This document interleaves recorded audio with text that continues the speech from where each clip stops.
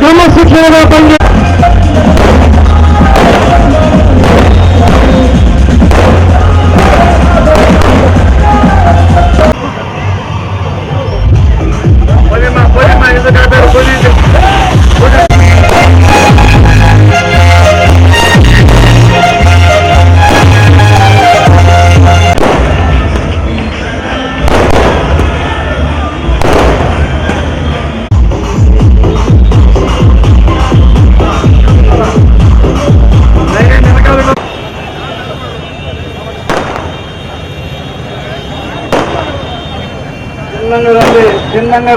చిన్నంగా రండి.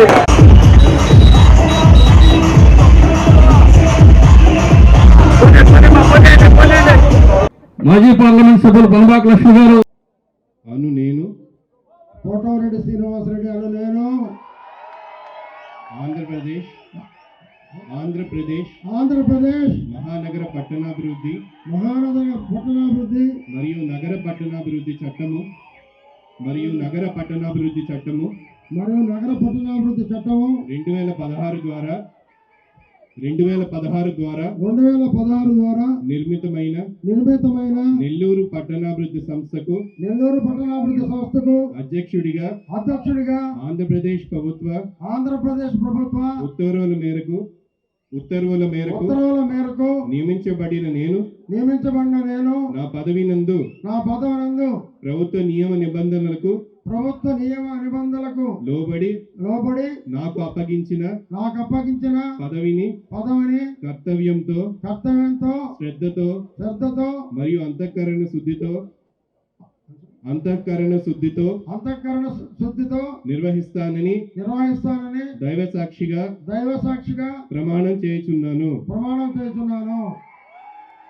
Thank you very much.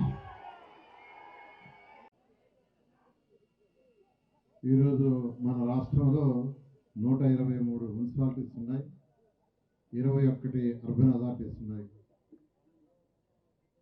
Urban authorities ముఖ్య ఉద్దేశం ఏంటంటే రోజుకి నెలకి సంవత్సరానికి అర్బన్ పాపులేషన్ పెరుగుతుంది, అంటే మున్సిపాలిటీస్లో పాపులేషన్ పెరుగుతుంది. 2014-19లో మన రాష్ట్రంలో మున్సిపల్ ఏరియాలో పాపులేషన్ 25% ఉండింది. మన దేశంలో కూడా అంతే. టౌన్లలో ఉన్న మున్సిపల్ కార్పొరేషన్ కావచ్చు, మున్సిపాలిటీ కావచ్చు, నగర పంచాయతీల్లో ఈ రాష్ట్రంలో అయినా భారతదేశంలో అయినా 25%. ఇప్పుడు 34% అయింది. అంటే 5-6 సంవత్సరాల్లో అది ఒక 6% పెరిగింది. ఇలా 20 పెరుగుతూ ఉంటుంది. ఆ నేపథ్యంలో 2014-19లో తెలుగుదేశం ప్రభుత్వం అప్పుడు 14 అర్బన్ అథారిటీస్ తీసుకొచ్చింది. ఇప్పుడు 21 ఉన్నాయి. ఈరోజు నెల్లూరు తీసుకుంటే మీకు అందరూ తెలుసు, గత 14-19లో అనేక కార్యక్రమాల్ని నెల్లూరు టౌన్లో చేయడం జరిగింది. అందులో అన్నిటికంటే ముఖ్యంగా దోమల్ని నగరం చేయడానికి అండర్గ్రౌండ్ డ్రైనేజీ, స్వచ్ఛమైన వాటర్ సంగం బ్యారేజ్ నుంచి ఇవ్వడానికి 1100 కోట్లతో ఒక ప్రాజెక్ట్ తెచ్చాం. ఆల్మోస్ట్ 85% అండర్గ్రౌండ్ అయిపోయింది. డ్రింకింగ్ వాటర్ అయితే 90% అయిపోయింది.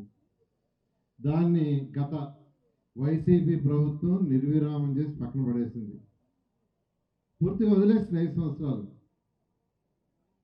ఆ రోజు లోన్గా తెచ్చాం హట్కో నుంచి, అది నెల్లూరు మున్సిపల్ కార్పొరేషనే భరించేదిగా తెచ్చాం ఫస్ట్.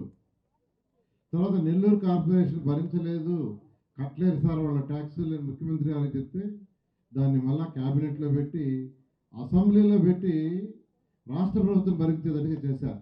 అంటే నెల్లూరు ప్రజలకి పైసా ఖర్చు లేకుండా. అయితే ప్రభుత్వం 2019 తర్వాత 165 కోట్లు నుడాలో మిగిలిపోయింది. ఆ నుడాను తెచ్చుకుంటే ఆ ప్రాజెక్ట్ అయిపోయేది. ఈ 5 సంవత్సరాల్లో దాని జోలికే పోలా వాళ్ళు. గత 5 సంవత్సరాలు నేను ఈ మధ్య ముఖ్యమంత్రి గారు అడిగి మళ్ళా ఢిల్లీ పోయి హట్కో వాళ్ళతో మాట్లాడి దాన్ని మళ్ళీ ఇచ్చేదానికి ఒప్పించా. ఖజానా లేదు, డబ్బులు జనరేట్ చేయాలా, జనరేట్ చేయిందే మున్సిపాలిటీస్ కానీ అర్బన్ అథారిటీస్ కానీ ముందుకు పోవు. ఏం చేయాలా? అందుకని అనేక రాష్ట్రాల్లో స్టడీ చేసి యాక్చువల్గా ఈరోజు ముందుకు పోతున్నాం. మీ అందరికీ తెలియజేస్తున్నాను. నెల్లూరు ఖచ్చితంగా ఇప్పుడు చంద్రమోహన్ గారు అన్నారు, మా ఇల్లు ఎక్కడంటే వెంటదిబ్బలని చేస్తారు. నేను నిన్నే కమిషనర్ గారితో, అక్కడ సెక్రటరీ గారితో, డైరెక్టర్ గారితో, స్వచ్ఛాంధ్ర కార్పొరేషన్ ఎండితో నిన్న మీటింగ్ పెట్టాను. జూలై ఎండ్కి అక్కడ ఏమీ ఉండకూడదని యాక్చువల్గా నిన్నే ఆర్డర్ ఇచ్చాను సార్, మీకు చెప్తున్నాను. బహుశా ఈ నెలాఖరానికి పిలిస్తే 14 రోజుల్లో తర్వాత టెండర్ కంప్లీట్ అవుతుంది. బహుశా నెక్స్ట్ మంత్ 25వ తేదీకి దాన్ని స్టార్ట్ చేస్తారు. జూలై ఎండింగ్కి ఎటువంటి పరిస్థితుల్లో కూడా మీ ఇంటికి పోయే దాంట్లో ఉండదని మీకు తెలియజేస్తున్నాను. ఈనాడు ఈ కార్యక్రమం ఇంత ఉత్సాహభరితంగా ఎందరి పెద్దల యొక్క సమక్షంలో శ్రీనివాసులు రెడ్డి గారి యొక్క ప్రమాణ స్వీకార మహోత్సవం జరుగుతూ ఉంది.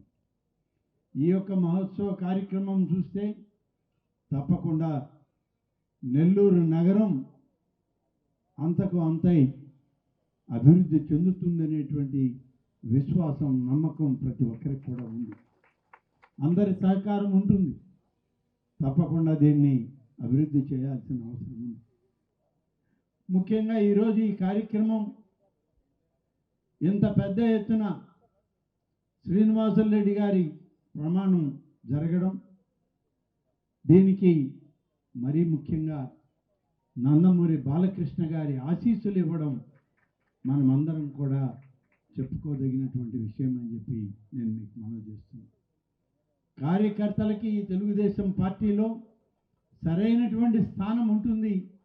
ఎప్పటికీ కార్యకర్తలే తెలుగుదేశం పార్టీకి అండగా ఉంటారు అనేటువంటి దానిలో వేరే అభిప్రాయం ఎవరికీ లేదు. అయితే ఇవాళ నెల్లూరు నగరం 2వ దఫా అర్బన్ డెవలప్మెంట్ అథారిటీకి చైర్మన్ అయినటువంటి శ్రీనివాసులు రెడ్డి గారికి ఒక్కటే మనం చేస్తా ఉన్నాం. ఇది విపరీతంగా పెరుగుతూ ఉన్నటువంటి నగరం. ఇది అనేక మంది పెద్దలు మున్సిపాలిటీ దగ్గర నుంచి ఇవాళ కార్పొరేషన్ వరకు అనేక మంది అనేక రకాలుగా దీన్ని అభివృద్ధి చేయడానికి ఒక ప్రయత్నం, ఒక ఆలోచన, ఒక యాక్షన్ ప్లాన్ తీసుకోవడం జరిగింది. ఇవాళ నారాయణ గారి నాయకత్వంలో దీని మాస్టర్ ప్లాన్ ఉంది.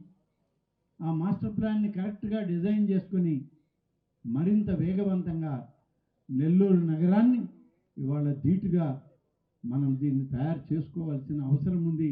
ఎందుకంటే ఇది చెన్నై మహానగరానికి దగ్గరలో ఉన్నటువంటి నగరం. ఇది ఇంత దగ్గరలో ఉన్నటువంటి కోస్తా తీరంలోని ఈ నగరం మరింత అభివృద్ధి చెందితే మన ప్రాంత వాసులకు కానీ, ఈ ప్రాంతంలో ఈ జిల్లాలో ఉన్నటువంటి అనేక లక్షలాది కుటుంబాలకి పట్టణీకరణలో భాగస్వాములయ్యే అవకాశం ఉంటుంది.